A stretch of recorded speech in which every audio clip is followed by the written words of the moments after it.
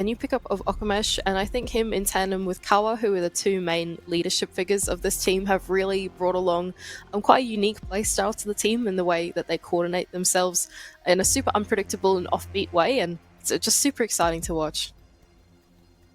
I wonder if we'll see IGZIST try and hinder that playstyle in the bans, but the thing was we've seen such a depth from Varrel in the different kinds of explosive operators they'll bring to the table. We've seen Glaz, we've seen Ying, we've seen Gridlock, we've seen Dokkaebi. You actually talked a bit about Dokkaebi yesterday. Super prevalent in Japan League. Everyone's loving that operator after the recent buffs.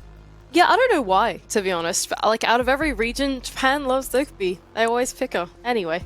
Going through the ban phase, see if she slips through. She in fact will. Lion, another disruptor operator, will be taken out instead, along with Thatcher. Clubhouse. Chalet is one of those maps where you don't need that many tools on the attack. You need a little bit, but you don't need a lot. And so you can easily just take out one or two of those disruptor operators. EMPs being gone does make it a little bit inconvenient to get some of the walls open, but that is okay. It's manageable on this map. Mirror ban. So for now, Azami and Solus have been left in. Mandy, we talked a lot about them yesterday. Solus just so good for that information, gathering information, denial, and the Azami on Chalet. Chalet is typically a really hard map to defend, but with that Azami in, you can create a bit of a fortress and some really defensible power positions.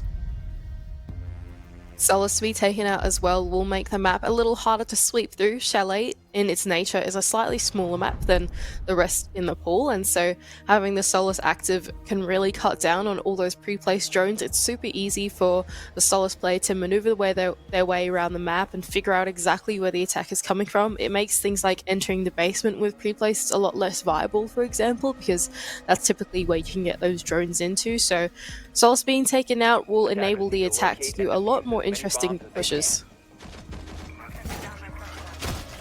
Looks like it's going to be Dining to kick it off, Mandy. And we talked a little bit about the Dokkaebi. It is teased out here by IGZIST. Of course, full chance that we're going to see a couple of repicks on the attacker's side, so I don't want to focus in too much on that. Instead, let's have a look at what the defense is setting up here. The Thatcher's ban, and Akayu has brought the Kaid. We're also seeing the Castle get a bit of daylight here from Carwow, who's cutting off some big lines of sight in this extension on the top floor. Yeah, this is pretty standard defense so far for Varrel. I don't think they're doing anything too special. Keeping the walls close with the Cade, with the EMPs off the board is a big bonus. It can be quite hard with the baby EMPs to land them on the Retilia claws because the range is so small, so they need to be very careful with the way that they use them and the placement on the wall. It has been placed through the floors as well, so some good drone work will have to be made by IGZIST if they want to get that open through the mid-round.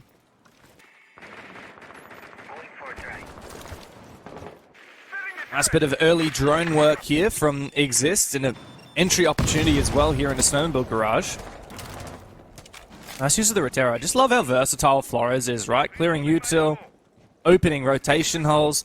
Really so much able to be used there. Good pick there from IGZIST. It looks like they're just putting pressure in all kinds of areas at the moment. Starting to take control of Big Garage as well. Solo side take seems to be the play for IGZIST, except for Marvi, who seems to think the better of it, and they're going to actually make a mid-round adaptation and go towards the library side instead. Maybe they've seen the castle setup that has happened. Not only that, but they've already got Salty, who's established some control down in the basement over on that library side of the building, so they want to use the space that they've been given already and then try and work the rest of the map. But Okamesh is the guy to put presence here in library. Haven't really aggressively pushed him as of yet. He doesn't have any reinforcements to play behind, so he's just going to quickly shoot the drone and fall back. In my eyes, this is actually a very good start here from Varrel. On the roam, on the defense. It's been very slow going for IGZIST. And they have taken a lot of time just to clear some very rudimentary map control. Look at that from Salty using the suppressed pistol to take out that camera. On this lurk now with the Nook.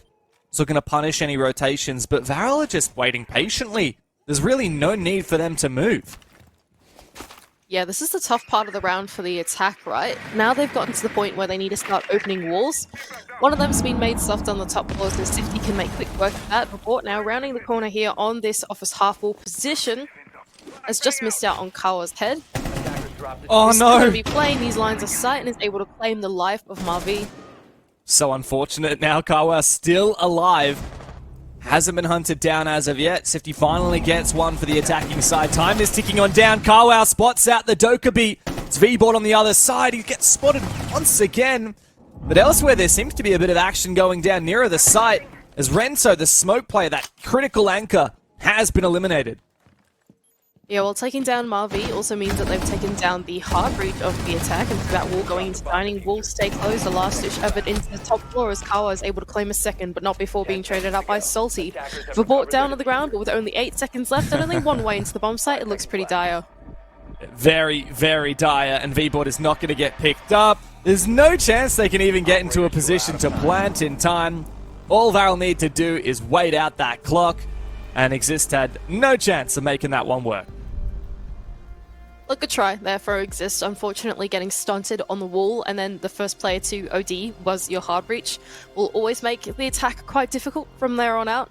There is no way that they could have gotten the main breach open going inside a dining, and then from there they had to go for a last-ditch effort by flooding into the door with a whopping 6 seconds left on the clock. So IGZIST falling to the clock a little bit, as has been quite characteristic of this team across stage 1, and Donuts Varrel pick up the first round. Doesn't really bode well for IGZIST if they're losing a round on time when there are still 5 players alive in the server. Really highlighting some critical time management issues that we're seeing from the attack.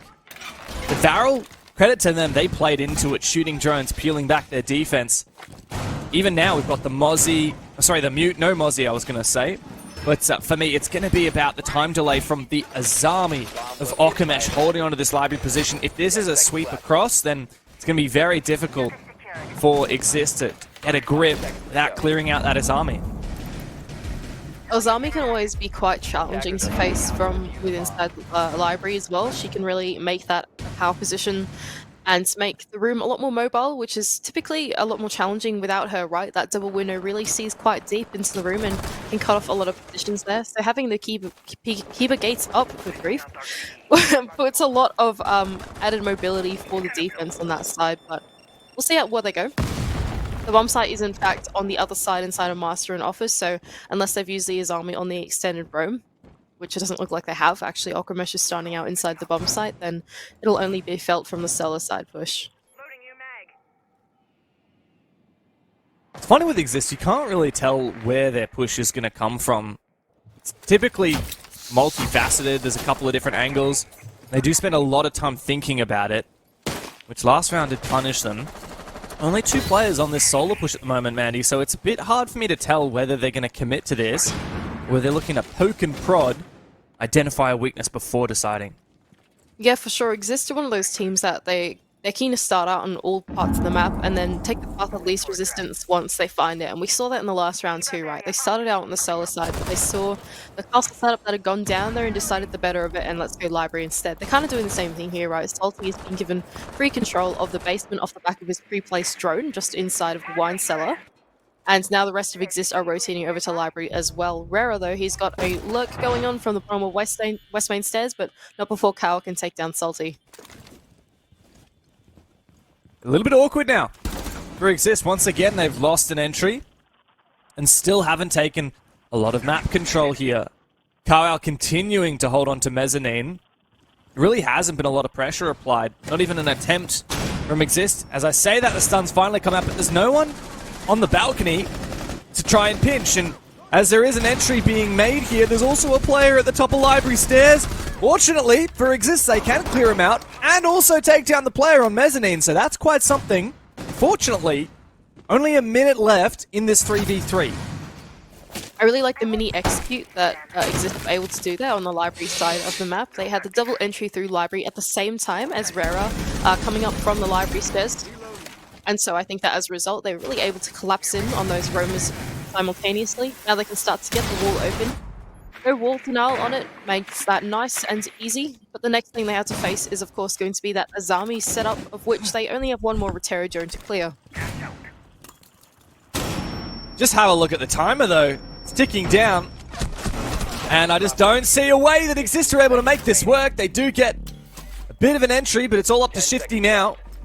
In a 1v2, Caillou and Okamesh don't have to move. They can just bide their time, wait the position out, and Akayu to take down the final kill. Varrel once again dictating the round based on the clock, and IGZIST struggling to find an attack here on Chalet. Once again, it is a little characteristic of IGZIST. They often do fall to the clock, as we've seen quite a lot through Stage 1, and so I think that they're seeing the same adversities going up against Varrel. The ideas that they employ in the round are not bad ideas, in my opinion. I liked that they decided to commit themselves to that sweep once they'd seen the setup that was going down in Solar, and once they'd seen that the Azami was actually playing inside of Solar, they could see that it would have taken a lot of time to burn through all those Keeper gates, and they wanted to rotate over to where it was static instead. So they have good ideas, but I think about executing them a little bit more quickly. And unfortunately, once they hit the bomb site, there's still a whole other lot of setup that they have to deal with there that they just don't have time to do. Out in prime.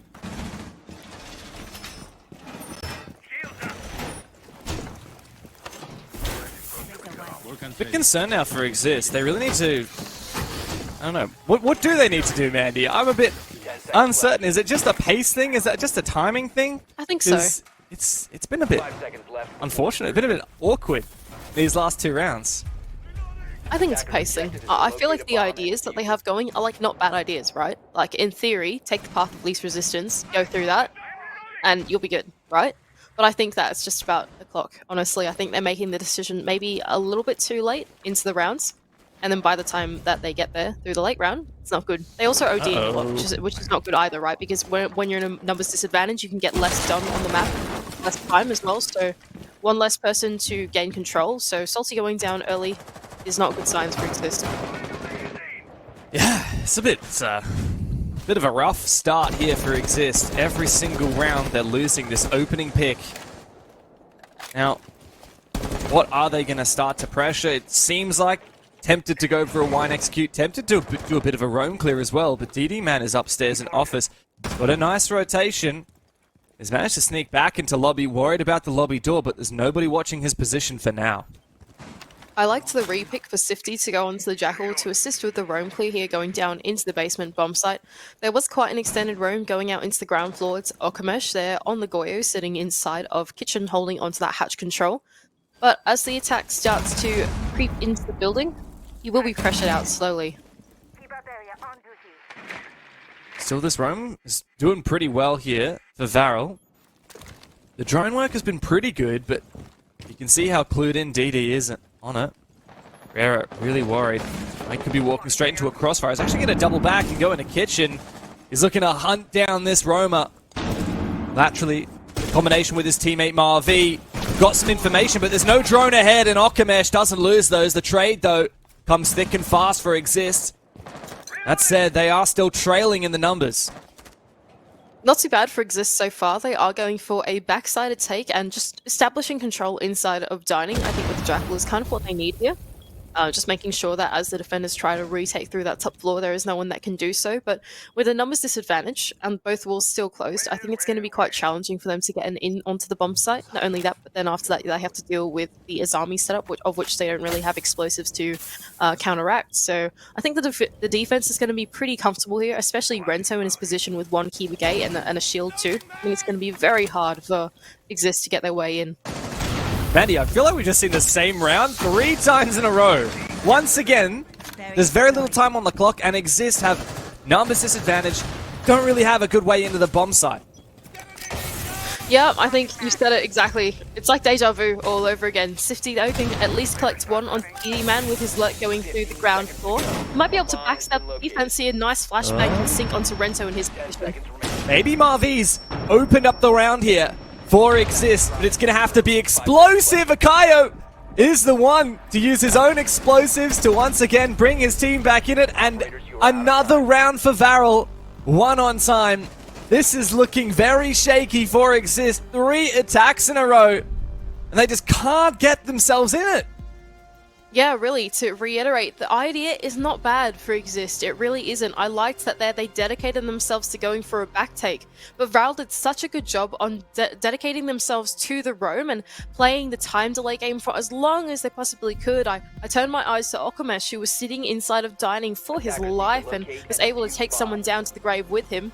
And as the numbers game went down for IGZIST, the harder it is to make things work on the map, right? The less people you have, the less work that you can do on the map. So by losing players out early and by not winning out the roam game, IGZIST always falls short come the execute. Bomb located by attackers.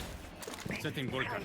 I'm trying to think, is Chalet, with these operator bans, likely to be attacker or defender sided? We always reach this point in the first half of, I feel like, every single map that we cast, Mandy. And it's just the nature of Siege with these maps fluctuating, with the current meta fluctuating, attacker versus defender sided, and with the operator bans having such an impact. I don't know, it's hard to decisively say it, but I feel like Varrel have such a massive advantage right now in the headway they've made. Like you said, yeah, I think with the current meta, with attacker repick especially, it's really hard. It's really hard to tell which maps are attacker and defender favored. There are so many factors as to whether a bomb site or particular sets of bomb sites are more defender favored or not, right? So the more that you look at stats, the less viable it seems, right? Unfortunately. Yeah, and I think in this particular game, I think Thatcher being out and Cade being in has been quite challenging for IGZIST. There's always some kind of hard breach that has stunted them going into the walls. It always feels like it takes a long time for them to be able to cut down on walls once they hit the bomb site. They've got Brother this time around, which might be able to help things out with the mute jammers that are blocking the walls from being opened up. But I think the main thing for IGZIST is like getting caught out in their mid round, right? They play the early rounds, although a bit late, and then once they get to the mid round, then they get stuck. Have a look at the Bravo. Oh, I was going to point out the UI on Bravo's drone that he got on his drone, Rara did. So there you go. So have a look now. One black means there's one drone still in pocket, but the one white means he's hacked the snowmobile camera downstairs. We saw that on cam earlier. Also took down the fireplace camera, or hacked it, but then it was shot by the defense. So I like that. And I'm seeing a lot of cool ideas here from IGZIST. But Varrel, they're so confident right now. They've just won 3 different bomb sites. They're trying a 4th. They're just waiting for IGZIST to start showing their hand.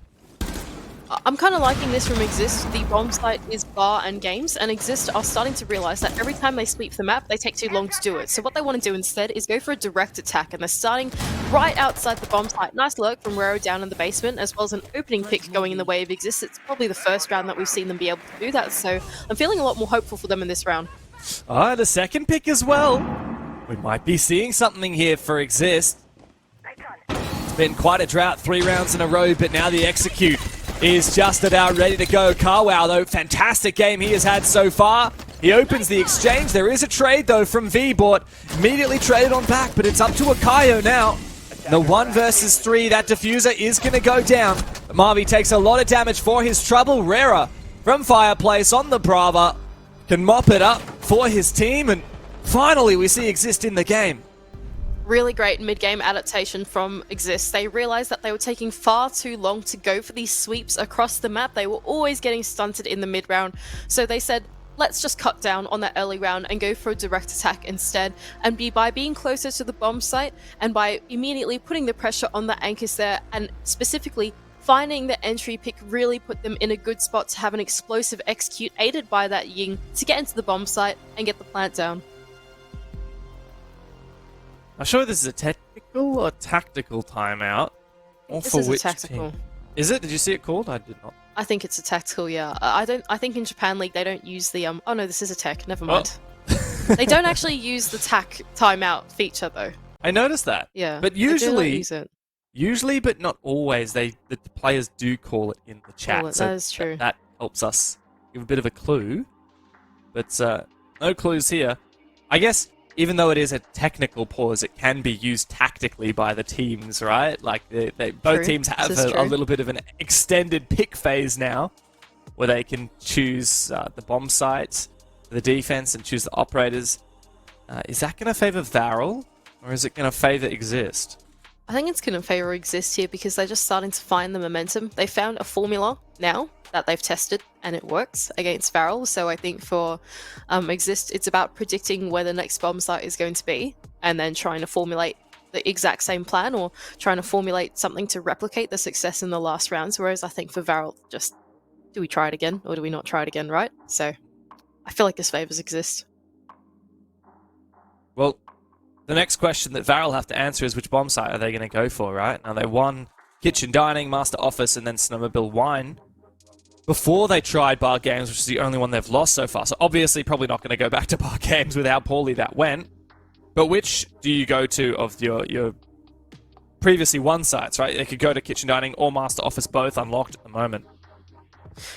Tough choice here. I think it depends how hard Varrel read into the way that IGZIST have decided to play now that they're looking for more direct attacks, right? From there, you can sort of assess which bomb site is least viable to direct attack. And I think in my view, Kitchen and Dining is the least viable one to direct attack. It's in a bit of like a weird spot, right? Where you sort of have to clear the vertical to be able to like get control into the bomb site comfortably. Otherwise, like retake's kind of easy for the defense. It's like Kitchen and Dining, I think, forces the attack to make a few more steps. So to me, if I was Varrel, that's what I would be doing.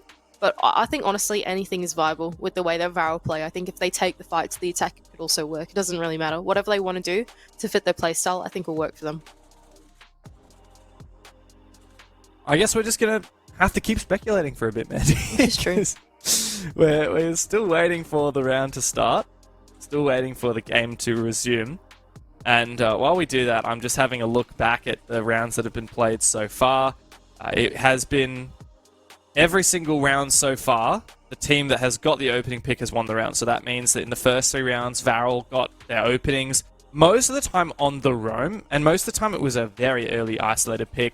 There were 2 rounds that Salty, who was primarily the lurker for IGZIST, where he was taken down early.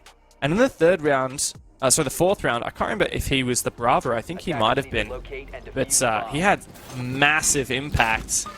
And we saw IGZIST really start to feel a lot more comfy, not just lurking in the map and falling into the enemy hands, but starting to play a little bit more slowly, a little bit more pointedly together as a team. I'm actually quite proud of myself for predicting that they were going to go to Kitchen Dining here, Dev. Oh, I feel good about that. Well, it is the first bomb site they won, so... Yeah, you know what? I feel like that's not bad for me. You know me. Okay. I actually I can help gas you up there. if you need. Yeah, go me. I'm happy. Anyway, they're going to Kitchen Dining. I feel like this makes sense if IGZIST want to go for a direct take, because once again, I think that Kitchen Dining leads itself to having more steps to attack. You sort of force to clear out the top floor on this bomb site. I think it's very awkward to attack otherwise. And not only that, but IGZIST have in fact actually gone to spawn for a sweep of the map. So it's going to take a little bit of time for them to cut their way in and actually get through the steps. Don't mind the Nomad pick, though. That's something we haven't seen as of yet. IGZIST looking to cut down those flanks. We have seen a lot of good roam game here so far from Varrel. And the Valkyrie... Is it... On my mind here, I don't remember. I don't actually believe we saw the Valkyrie. In fact, it seems to be, for the most part, a very different lineup, but that's a very strong entry from Salty, taking down DD, man. And the Warden eliminated very early on in the piece. I like the change of pace for IGZIST. They took Salty off that lurk position to instead go for the entry, but Okamesh was immediately shutting that down, collecting a 2k of his own, and getting back to site safely. So all of that, unfortunately, stopped by one man. He always seems to find these aggressive plays, doesn't he? So, a nice entry, but yeah, as you said, just met with that equal force from Varrel. So credit to them. And now IGZIST must turn their attention to this top floor, but they are looking for these Valkyrie cameras. As I was trying to say before Salty rudely interrupted me, I don't think we've seen this so far, and I really like the play. I think it helps Varrel play this more loosey-goosey, flanky style of gameplay, and I think that will lean into their strengths. So what are IGZIST going to do from here? Are they actually going to go through the entire top floor or not? They don't have a lot of vertical on their side. The Ash, in fact, has brought claymores as well, so even if they went for this top floor control, it's not like they'd be able to play the vertical anyway. Maybe they just want to do it for the control. Brento putting down a C4 onto Sifty will unfortunately make the man advantage even more in the favor of Varrel. Oh, is that like another 2 or 3 C4s to bring out there? There's already one pre-placed. That is really dangerous for IGZIST in the top floor.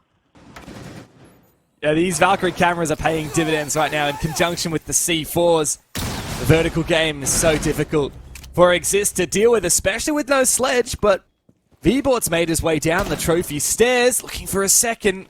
Kala needs to find this fight, and he does. Now a 1v3 for poor Marv. Upstairs, just above the hatch, diffuser in pocket. But I don't think this round is going to be on the docket for IGZIST. Varrel in a 3v1, the C4 blown Oh my gosh. off of no information. This is a massive ask here for the Thermite. Yeah, it's so scary from RV. He had an impact to his feet only to almost walk into a C4 right next to him. Scary times. And then Koa to round the final corner and clean him up on the Solar Stairs. Nice hold from Varrel, especially from Alchemist there in the early round to collect the first two. And then the floor was lava through the mid round. IGZIST just could not get through that top floor. Now we've got to assume this is a tactical, right? Yeah, probably. There was no call in the old chat though, so Oh no, we'll tell me. We'll keep an eye on the Observer's feed because the Observer does seem to say if it's a tactical or technical. Our production seems to reckon it's tactical or IGZIST. So I think it's tactical as well. yeah, Yep, love that. very good. I think they should be taking this tactical timeout here. Like, look, I think going down 5-1 on your attack is pretty rough. Especially on Chalet, which typically leans itself into being a little bit more attacker favored by nature. I think that IGZIST have really struggled here to find an in on the map, either whether it's on the entries they often ODing, or even on the cutoffs and the lurks, which they just seem to not be able to fight Okamesh on, unfortunately. So I think they need to formulate a new plan to try and find some more success in a different form. Now I don't know what that might be. Direct attacking seemed to be quite good for them, and I don't know if they're going to repeat that or try something new.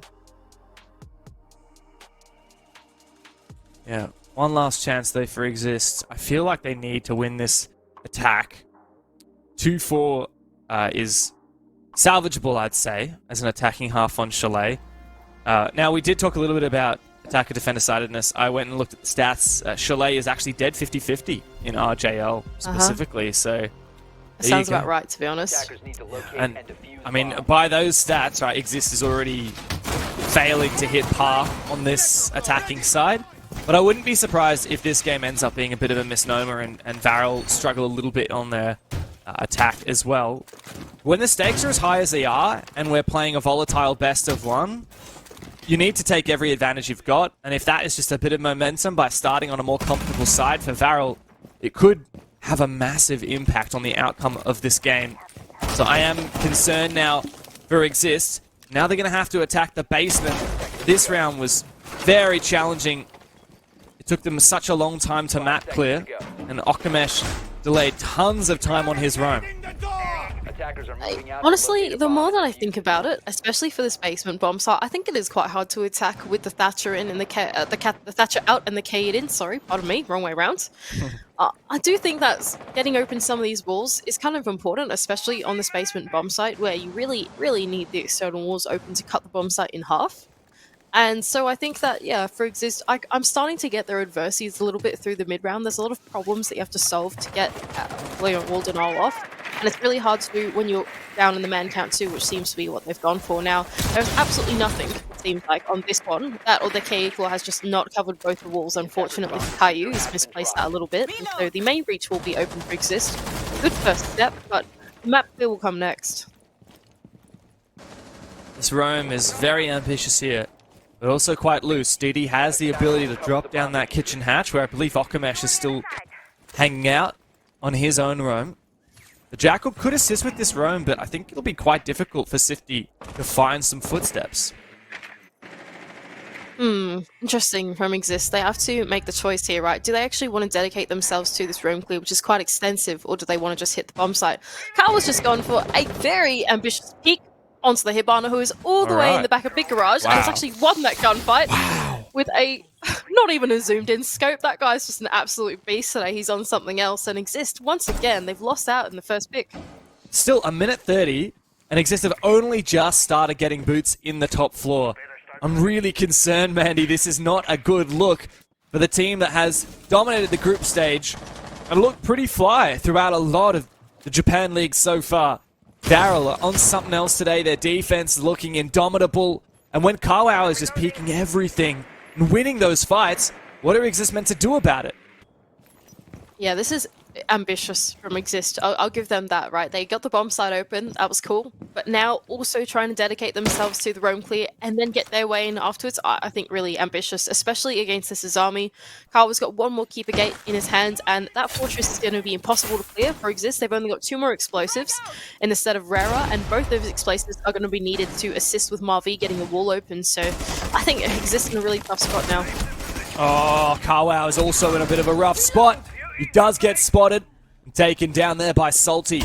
Now just looking for this Electric Claw, trying to take it down, but struggling to do so as of yet. A nade goes over, and this breach will be open, but will there be enough time for Exist? Rento's going to get aggressive here.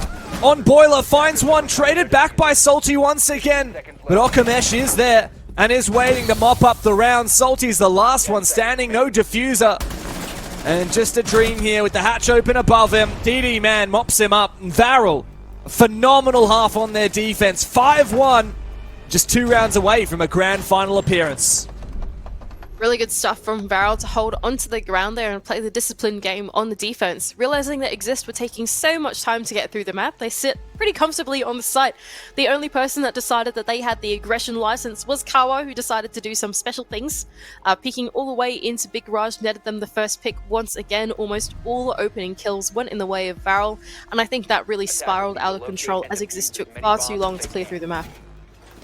Manny, this is not at all the match that we thought we were promised. These teams had such a tight contest on Skyscraper, in the group stage. It was an 8-7. Exist ended up winning the group. And for a team that had previously peaked at 7th place in Japan League, we were blown away. But it seems that maybe it was just a short-lived candle, and it's now burnt down the wick all the way to the bottom. Varrel showing their dominance here. Moving on to their attack off, they will have to continue the form though. There's a real chance that Exist could come back here, but 5-1 is just such a dominant scoreline. It's going to be a massive challenge. I'm so excited for this Varrel attack. They just went a 5-man repick, and they've got Sens and Ying. Woo! So excited. I love when this happens, especially with teams like Varrel where they're so innovative on their attacks. Now, they have no hard breach in their lineup, so it makes me curious as to where exactly they're going to use the Sens and also get into the bomb site. But we'll see what happens. It's Varrel. Yeah, it is. There's little asterisks on every round after you just start describing what's going to happen. They're like, oh, but it is Varrel, so you never know. Really don't know. Looks like Okamesh has got his Ash license, droning himself up down inside a wine cellar, looking for a bit of ground. Claymore's going out as well. So I like this from Varrel, just slowly setting up to put some pressure here on the site. This could be dangerous though for Varrel if they want to go for an immediate execute because of all that vertical that has been made by the defense. Rara with that secondary shotgun in hand, as well as the Frost secondary of V-Bot is going to be able to scary lines of sight from above, right? Death from above. That seems to be the name of the defense that Exist have got going for them. And if Varrel choose to not deal with it, they could be in a world of pain. Interesting, we're seeing more Candelas go out. Still 2 left. Kawa's actually snuck into the site! Have a look at this, using the Sens to jump in the trophy window! And he's found a pick as well! That's 2 picks now for Varrel, as they are making their way towards match point. Side of the site right now. Renzo's going to clean up yet another. The last 2 defenders are up above the bomb site. They now become the attackers. But Varrel have to get that diffuser into sight. Akayu is still yet to make his way in. As I say that, he's just sprinted on through. This is going to be a difficult retake now. Marvi trying to find the vertical angles, trying to find a line to bring something back for his team. But it just doesn't look possible. This nigh impossible retake. It's going to be a massive challenge for Rara on low HP. And Marvi with just the 416. Or Rara, with the tiniest bit of HP, is going to try and make the vertical to claim a life of someone on Varrel, but they're all sitting pretty comfortably on the bomb site. The roles inverted, they become the defenders, and what an exciting attack that was from Varrel. I love Varrel. I think you do as well too. I love Varrel. They're so exciting to watch. That was really cool. Even though there was vertical lines of sight to try and contest a direct attack, that's what Exist were going for. The thing about playing a defense like that is that you can't be looking down all of the lines of sight at the same time, right? You can only be looking down one at a time. And when the Yings flash you and you cannot see down them, that doesn't really help, does it? even if they're there to try and contest the entry. So Varrel to be able to make that push work simultaneously and go for that really explosive execute, popping in the windows in tandem with the Candelas, in tandem with the defense wall that came up to confuse the defenders. It was a really interesting attack onto IGZIST, and they seem to have no response for it. I love Varrel. They are the magicians of misdirection. Mandy, have you seen that video that went viral on the internet a couple of years ago? It's like, alright, so here's a group of people passing a ball around. Count how many times they pass the ball. And the video ends, and then they say, okay, did you see the gorilla? That is Varrel, right? They are so busy throwing candelas here, there, everywhere. If you don't know the video I'm talking about, you got to find it after.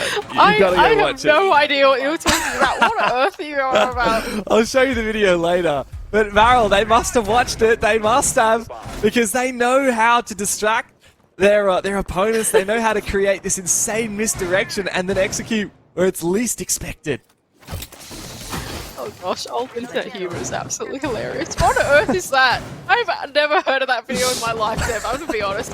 That's a really cool keeper 8. That is a really cool keeper barrier that Salty's done onto that little windowsill. It means that if any of the attackers want to throw in their grenades and their flashbangs and that to try and clear out the position in library corner, it's going to be quite finicky and challenging to do. So I really like that keeper barrier. I thought it was really cool. Okamesh though, he's got Ying. He's got Ying, and there's Warden on the other side. But if Marvi is in the right spot to deal with it on the top floor, then he could be lured into a false sense of security, of which Marvi is. And so Okamesh is going to have to be quite careful as he plays around this full balcony. Wow. That's so unusual. DD Man literally just jumps in library and gets a kill, jumps straight back out again. He perfectly timed it. No one was watching his angle. Now that is a critical player taken down inside of library. Candela goes out for Okamesh. Could it be yet another piece of misdirection? V-Bort looks to fall back. Marvi looks to peek. And Varrel just waits. Yeah, and once again, Varrel winning out on the opening kill of the round. I think that's about 5 or 6 rounds to the trot for them. That has been successful. So they're looking pretty poised right now to land this attack, and Kawa's just snuck his way into the ground floor. And he does get a kill as well. Not able to finish him off. Surely Rera is going to go for this revive. He is just going to have time here. But Okamesh is looking to get aggressive on the position. What a flick! Surely he can take down V-Bort as well. He doesn't. Oh, very low HP V-Bort. Might be able to bring this one back as he's retaken upstairs in library, and Sifty has covered off that fireplace position. Akayu and Rento left. They're going to get desperate here. Rento spots out the Frost, playing in the back of stock. And with this, DMR is looking to find something to bring Varrel home a victory. A chance at playing in the grand final. He needs to win this fight, though. It's all up to Sifty to try and stave him off as the flank comes through. But Rento fully aware of it, and he might be able to punish. He does! V-Bort goes down, but Sifty there for the quick trade. Akayu versus 2. And he doesn't last. There you have it. IGZIST managed to stave off defeat for yet another round. But my god, if that wasn't close. Really good composure there from IGZIST to hold out in that round.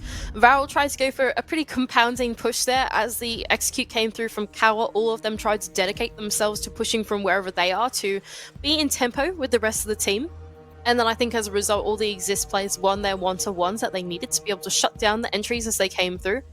Especially Sifty, who was able to play that vertical line of sight from backstore and hold onto library all by himself. I thought he did a really great job there on being composed and making sure that the site wasn't compromised.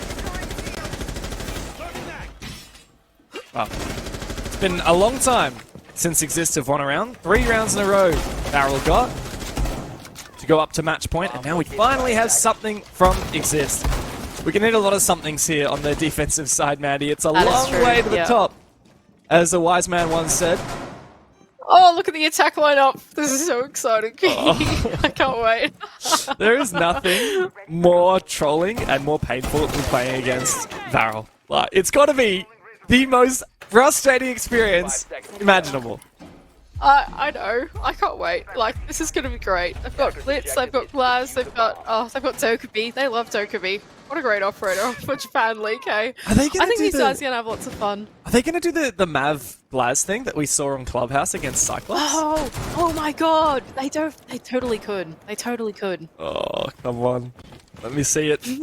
Let me see it. Show me the money. I think they're going to completely forego this room, I'll be honest, Dev. They clearly drones out and they've seen, yeah, they're holding external of the map, whatever. Doesn't matter. We're going to try and hit the bomb site straight away. IGZIST's actually going to look to trick the wall, though, the main breach. And I think that's really going to stun Varrel in their track as they go for this more direct execute. Oh, but I guess it doesn't matter it. if you've got Maverick. And they did it indeed. But so you can see as soon as that smoke went out, IGZIST knew what was up and he ran away. Kawhi's gone down. The Blitz running straight into sight, taken out. Oh, that's not good signs. The Dokkaebi call to ring out that will indicate to Rento that he is in fact not safe and bad times are headed his way as the hatch is open above him. And he's got a defender just around the corner inside the bomb site to Okamesh though. With that Dokkaebi lurk, has realised, hang on, there's no one all that close to library, so I can hop in and inject myself into the building instead. Okamesh might be able to take down this dining player, but hiding behind a cube of barrier, there is information for him on the back of a drone ahead. He has stuns. He has the Dokkaebi call. He's just waiting for the moment. Ooh, Flashbang is going to aid his peak here as well. Oh, there's no way. He's got absolutely no idea that the Frost is actually to his right side instead of to the left of that keeper gate, and Marvi has just taken him out. This is where Varrel start to get desperate. When their main explosive push doesn't work out so well, they have to try something else. And now, DD is going to send it down through blue. Player on the other side, very aware that it is a Glaz, so VBort will not peek the smoke. This is going to have to work out, and VBort is going to be able to recompose and take down that Glaz player. Akayu outside of the breach, without much of a hole to try and make something work from. Does find one. Gifted a pick there by Rera. As Rento, low HP, seems to back on out of his back push. 2v4. Not a great position here for Varrel. Yeah, I think this is going to be tough for Varrel. I think they've decided to give up, in fact, and Rento has gone into the roof and is taking an impromptu tactical timeout. Not bad. Fair enough. No, actually, you can sledgehammer open a certain spot on the roof, and the entire chalet just collapses. Whoa! Yeah. Oh my god, how cool would it be if you like sledgehammer the roof and then all like the snow fell off? That'd actually be sick. Like a little really minigame, cool. like cleaning the roof of chalet with IGZIST and Varrel. 10 seconds to go. You know those like power cleaning videos? Yes. That are like really viral on the internet? Yes. Yeah. Like that. Anyway, whatever. Rento, run off, jump off. No, don't do it! Oh, that's alright. It's good. The round was going to end anyway, so he was saved by the lords of the timer. Wow. That's funny. That was a funny round, wasn't it? I like the idea from Varrel, but the thing is, we've seen it before. We were so excited, only for that to be profoundly underwhelming, unfortunately, for Varrel. Hey, look, IGZIST have got another round on the board, though, so they're bringing it a little bit closer. Varrel are still teasing out that match point, though, so it's no scarier than the last round. Yeah, 3 more are going to be needed. So, they've done it twice. 3 more in a row for IGZIST. I don't know, at least with every round that they win, they get a little bit of confidence back. Thing is that, like, you can set up, like, a nice proper hold that counters, like, a more traditional push, and I get your bandit juggling, whatever it is. But then Varrel are just going to pull something crazy on you. You have to be ready for that as well. I'm liking that Varrel have decided to switch off the Ying here. I think they're realizing that IGZIST are consistently picking Warden over and over again to counter what they're doing. They often go for this very explosive type execute off the back of flashbangs, but it hasn't worked out a few times because the Warden's just been in the right spot. It's been stealthy and Marvi, I think, we've been juggling that role. So good job from IGZIST to make sure they have the right operator lineup to try and deal with what Varrel are bringing. But I like from Varrel, they decided to take it off and bring along some extra hard breach instead. Yeah, may as well, right?